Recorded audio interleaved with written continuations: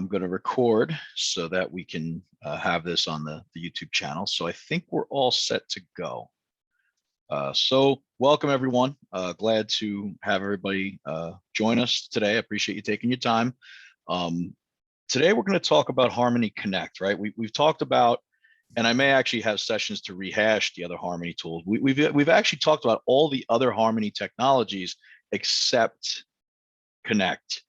And there's partial reasons for that. Connect is kind of there's a lot of different features and use cases for it. Connect is kind of like, I make a joke that Connect is kind of like Legos, right? I can hand you a bag of Legos and you can make a rocket ship, or you can make a house, or you can make a boat, or whatever thing it is you're going to make.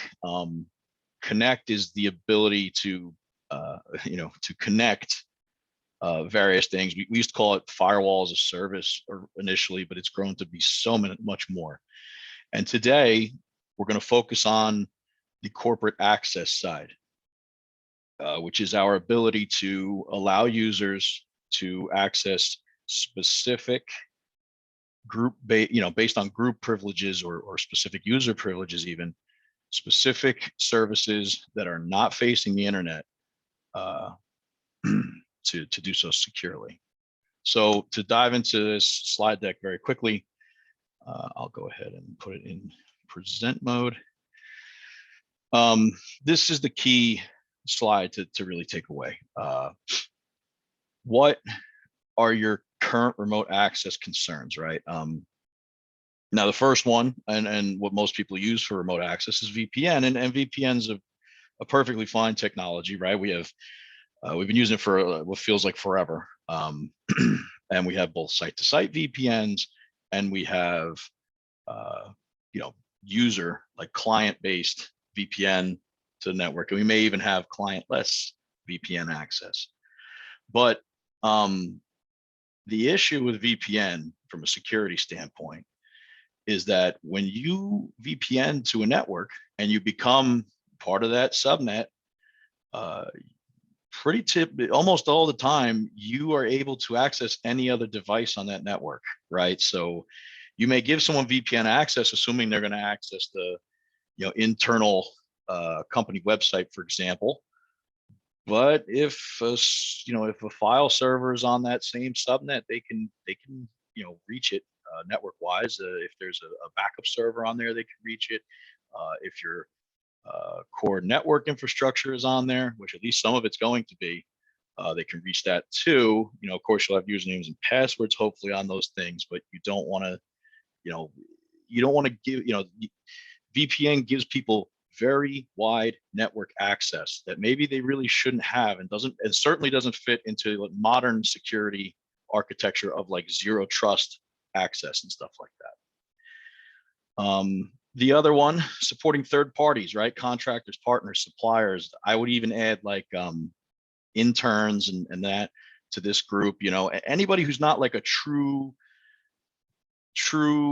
company employee, right? You have a contractor come in, they're going to install, implement some new technology for you. There's certain things they need access to, but there's a whole lot of things they don't need access to. You have let's say like some kind of monitoring service provider. Again, there's things they need access to and things they do not need access to. And we've seen in the past companies get breached through partners, right? They have some partner company. I forget it. I think it was JP Morgan or somebody, one of the financials, a few years back, they got breached because it was some third party that was doing like a charity event for them, that they gave them access to the back end, and they ended up they got breached, and therefore the financial company, I believe it was JP Morgan, I forget now. But so you have this vulnerability or this issue with third parties, right? Certainly in COVID, we've seen some of the limits of VPN scalability, right? Usually with a client-based VPN approach, you have a hardware, some kind of hardware device internally.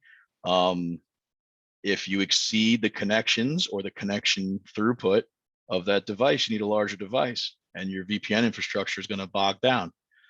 Um, and then, supporting privileged access. So that's the other part of this remote access demo we're going to discuss, right? Is privileged access. Certain accounts and certain assets really should only be accessed by the very few people and for very specific reasons. And so you need a way to control for those type of services. Who has access? When do they have access? Why do they have access? Can we revoke that access? You see where I'm going. And to also audit all of this. What did this person do while they were accessing this privileged account, right? So that's the key slide. Again, to illustrate a little bit better, remote users is the new normal. I don't think we need to dive too deeply into that. I think everybody's sick of hearing that, but it is the truth. Increased attack services, always a thing. Infrastructure might be moving to the cloud, right? A lot of companies don't want to buy an additional piece of hardware these days. They kind of like the idea of infrastructure as a service. Third-party access. A lot of companies are using more and more contractors for various reasons than they had in the past. Privileged access, which we've talked a little bit about, and also secure developer access, right? So your developers are going out to various terminals, various servers, they're accessing SQL databases, whatever they're doing. We need to know why they're doing it, allow only the correct people to do it, and to audit that, right? So again, we need a solution that securely connects anyone from any device. We did not want to rely on a client, right? Because then you reduce the number of devices the person can reach the service from, right? If they have to have the client on their machine. Is user friendly, because we sure know that users don't like to change their working habits, and they usually get very upset about it. Something that scales automatically, right? We don't want to have you buy some piece of hardware, you grow out of it, and now you need a new piece of hardware. It's tough in the modern world with that sort of a scenario. Something deploys easily, provides zero trust network access, right? There's a little bit of the buzzword ZTNA, but it is a real thing. We want to, again, trust the least, right? Your user should only have access to the things that you give them, not the reverse, that you give them VPN access, now they have access to the whole network, right? And again, adapts to dynamic environments, right? We want something that's flexible. And so Checkpoint, we went and we actually acquired a company called Odo and added its features to our Harmony Connect. And this is actually the user interface right here. A user will be prompted with a portal. They sign into a portal. They have all their tools that they have access to as different tiles right there, and they can access them. It actually gives them instructions on how to access them when they click it. Gives you very granular permission, gives you the ability to reduce or restrict different groups or specific users. And once you have a tool, once you have a service that is added to this portal, you can easily add and remove users from it with a couple clicks. So that's my PowerPoint. Any questions so far on the use case, the need for something a little bit different than like a client-based VPN and zero trust network access? I'm looking in the chat, in the Q&A. Hey Karen, doing just fine. And Donovan, appreciate that, man. And we're gonna move to the demo in just a second. But I don't really like doing a lot of PowerPoint, but I really wanted to get the concept across, because when I was shown the demos when we first purchased Odo, I was kind of saying, yeah, guys, this is cool, but like, what are we doing here? It took me a little while to really have the concept sink into my brain, I guess. Okay, so I actually have logged in with 2 different users in 2 different portals. Here is just a generic user. He's user Y. And I'll show you in a minute on the back end how we set this up, but you'll see that this user has access to two different services. There's an SSH one and an RDP one. And so if this user signs into his portal, he wants to go ahead and go on remote desktop, he can simply go right to here, clicks the tile, enters his info. Did I type my password wrong? Type my password wrong, I think.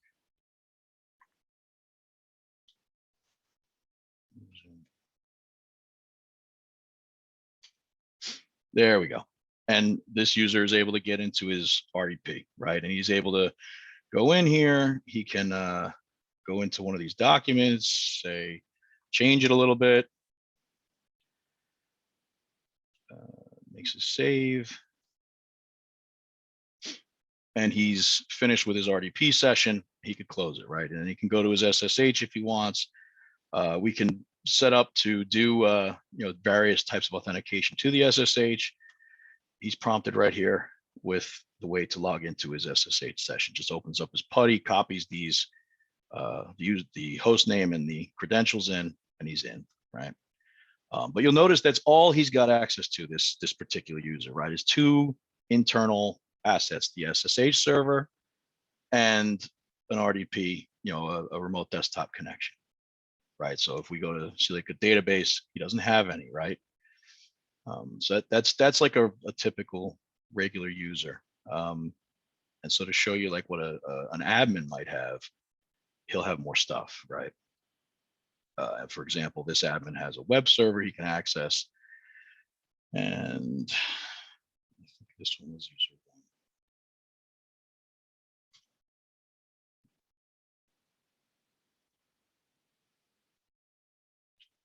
1 second. Web access. Of course, I forget the username and passwords and all these things.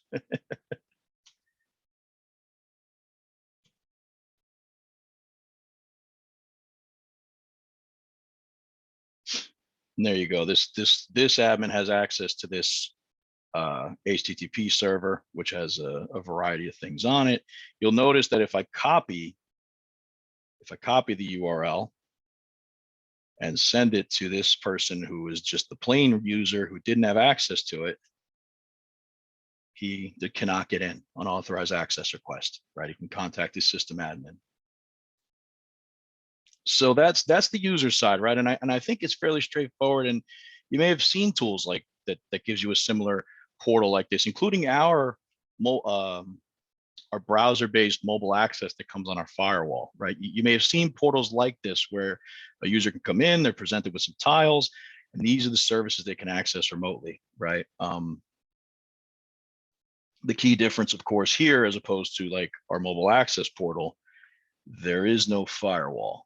The only internal asset at all is you set up a virtual machine with a Docker. It takes just a few minutes.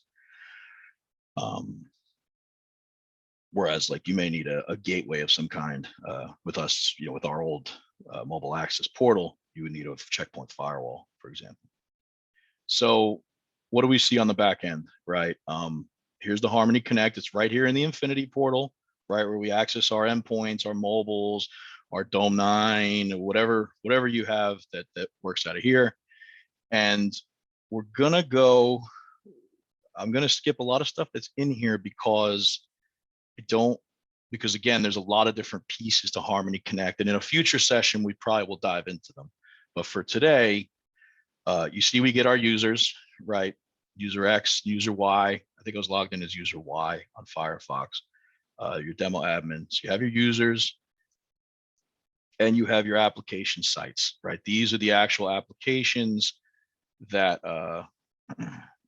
these are the actual connectors that virtual connector I was discussing earlier. You set a quick policy, right? On application access, you add your new application that's internal, right? So it's a web application, SSH, whatever. Let's just click on an SSH just to show you what it looks like. You give it a name. You give it the address.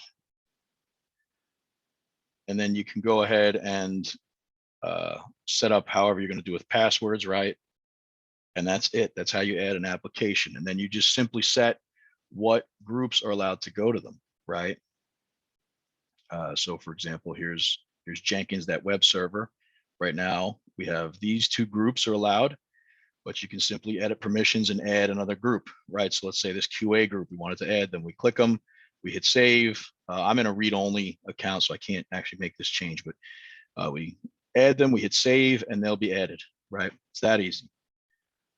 And then the important thing that I wanted to show, again, it can integrate with your AD or any other identity provider that is SAML. And then the thing I wanted to show you, which I think is really cool, is so we saw how we can control which users access which things, but now for the privileged privileged access portion of it, right? Here in the logs, you'll see that people, what connections were made, right? Here's that RDP that I did, for example, right? You'll also see that there's like a connection to Jenkins, which I did, right? Which was that HTTP server. And for the RDP, for the MySQLs, for the RDP, for the SSH sessions and the HTTP, no, sorry, the RDP database and HTTP, we can show you the session and what that user did, which is really cool. So here's going to be that RDP session that I just had from user Y. So there you go. So I remember when I logged in, I didn't have the correct credentials. I went ahead and updated that.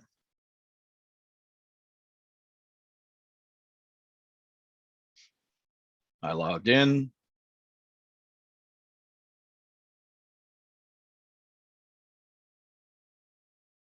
I changed a specific file.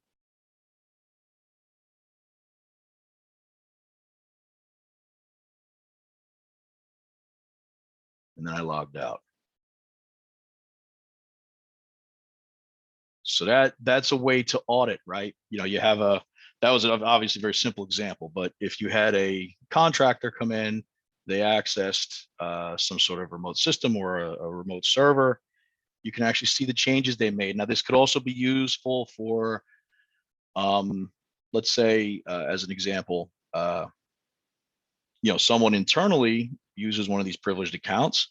They access an internal server and now something isn't working. Well, we can go back and see the changes they made, right? So it doesn't have to always be a true third party. Let's see if I got another, these are all RDP. Let's see if I have like a database one, for example, I could show you. Okay, how about this one? So like with a database, like with a SQL session, you can actually see like all the commands that were sent, the changes that were made, right? And so literally you have the code that they changed that you can actually go ahead and go back and see what was done and what might not be working correctly right now. Then also there should be RDP, HTTP. Sorry, that's the wrong one. I meant to say SSH. Don't have any SSH sessions recorded. Oh, there's one. So here's an SSH session. So if someone was changing something on your core router, let's say, which again is a privileged machine, you can actually see the changes they made, right? So this person ran this command, and that seems like that's all they did. But you would see a longer video, obviously, if someone made significant changes. So, I know we went through that very quickly. That is the basic things I wanted to show you for the Connect application side. And so I see we have a couple questions, which is awesome. How long are the audit videos stored for? I believe that by default, they're stored for 90 days, but you can change them. It's a good question. Actually, I don't know. Reports and logs. Okay, I can get back to you on that. They do store, I believe it's 90 days by default, but I think it can be changed. And then another question I got is, can you determine who can be recorded? Also, what kind of space is required for this? So I'll go backwards. The space is required. The only thing that's required on a customer's end is to install this little Docker. Let me see if I can show it to you.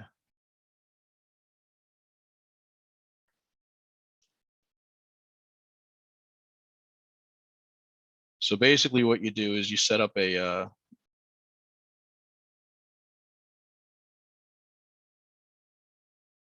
yeah, it's not going to show, but you can set up, it's really actually very simple. You set up you connect your data center with a cloud Docker. It's a virtual machine. You simply, here it is right here. You simply add a site.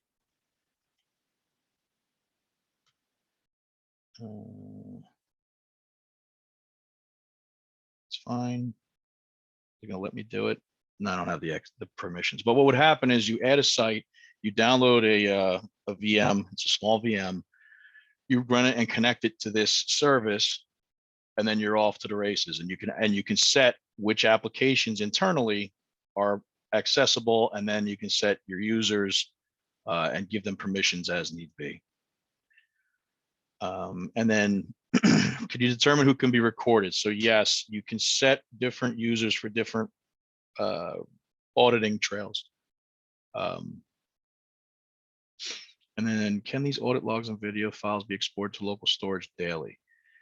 You can export these.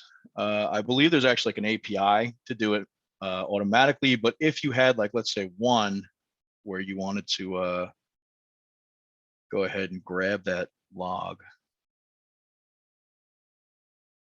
you can go ahead and download these sessions. You can view them.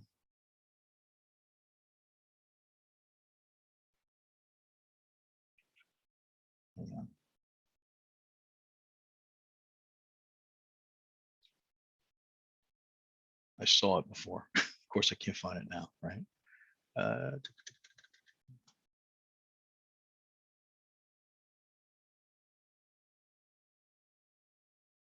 There was a link. There's a link to grab them. Yeah, so download session. You can actually download the sessions right here. I believe there is a way to have it automatically do it, which I believe is done through API. And again, you also have these baked in dashboards. So like as an example, let's look at like this one. This is some of the access that was done. And this has actually got a lot of the other parts of Connect in here. So that's why some of this traffic shows other things. But yeah, that's the secure access, right? That you can control which groups can access which assets, right? And again, you saw it was all done through a browser, right? There's no client to download. There's nothing to have on your computer, right? And it means you could access it from just about anywhere. Does the portal have two-factor auth? Yes. So the question is, does the portal have two-factor authentication to log in for users? Yes, it does. And you can use a variety of two-factor providers. Ones like Duo, RSA, the Google token, I believe. But yes, it does have multi-factor available for it.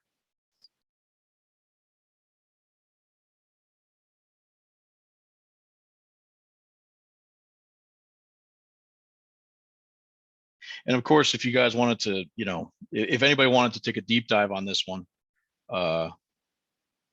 we'd be happy to schedule a separate session and get a environment where we can actually make the changes, because this one's like specifically built for demos, and it's kind of like company-wide used. So it's good, but I don't have like all the permissions I need to go through and like show you how to create a site and show you how to connect that Docker, for example.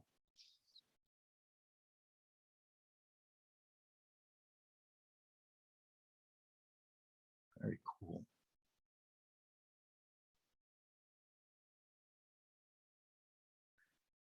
Okay. So I know I threw a lot at you. because we're getting close to 10 and I want to, oh, I got one more chat. Does this work with Harmony end user items? Yep. So this portal, so the question is, does this work with the other Harmony controls, right? This is the Infinity portal, right? And all the other Harmony things are linked to here, right? So here's Connect right here on the right. If you want to jump to endpoint, your endpoint protection or mobile, it's all right here. And you can jump there. And a lot of these tabs and screens are going to look very familiar because they kind of all, we try to keep them all as similar as possible.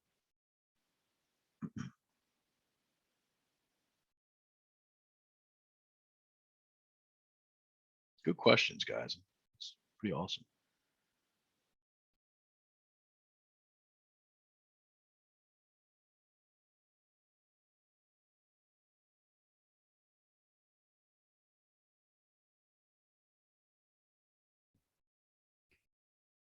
Hey, Joe, just a comment about that last question about does it work with the other, Harmony users?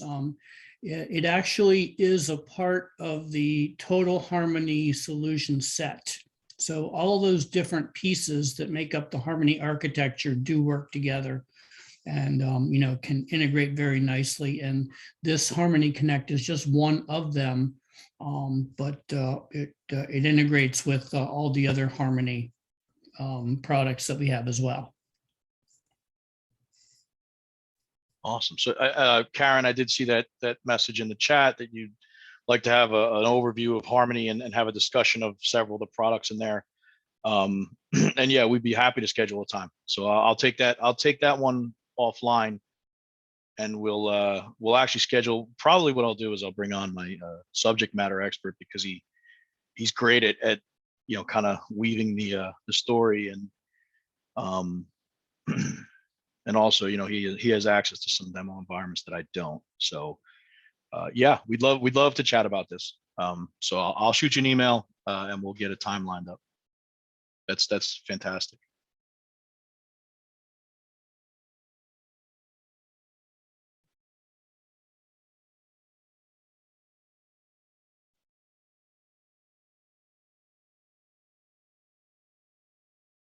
That's awesome. So you guys had great questions. It is 10 o'clock. I can hang a few more minutes. I'll keep looking for questions here. But I do want to just, if anybody has to jump, I really do appreciate you guys hopping on. And I also appreciate the active, the questions and the active attendance, because, it's great to see that you guys are really getting some good info out of these.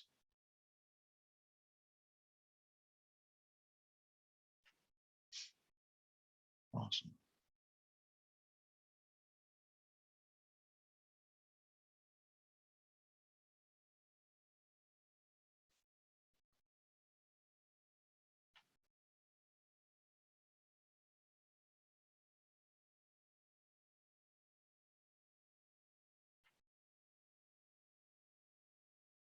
Give it just one more minute till 10:03 here, and if there's no additional questions for now, I'll cut it.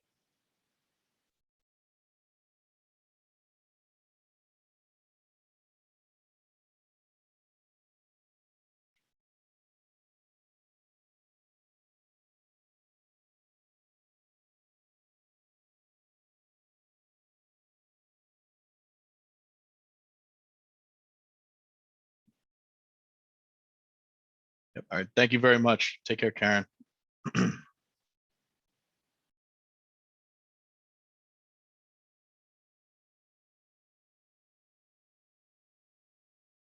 Okay.